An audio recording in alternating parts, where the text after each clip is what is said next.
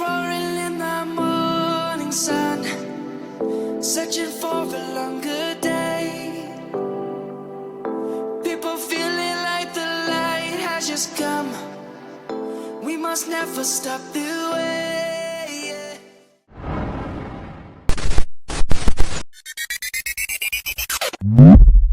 അപ്പോൾ നമ്മുടെ ഡിഫൻഡറിൻ്റെ ബോഡി നമ്മൾ ആ ഐഫോണിൻ്റെ ഫ്രെയിമേലോട്ട് ജസ്റ്റ് ഫിറ്റ് ചെയ്ത് വെച്ചിട്ടുണ്ട്.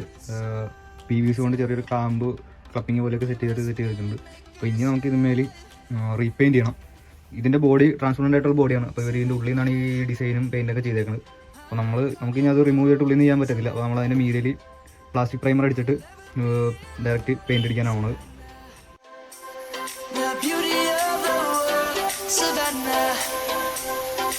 Let's all take a roll, Savannah.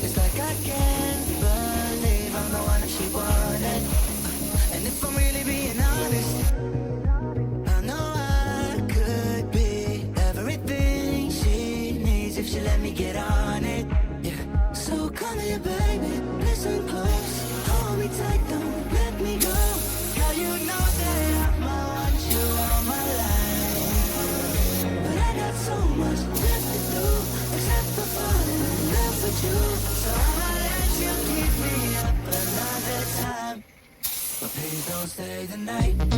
Don't try to change my mind. Baby, please don't stay the night. I must do what's right.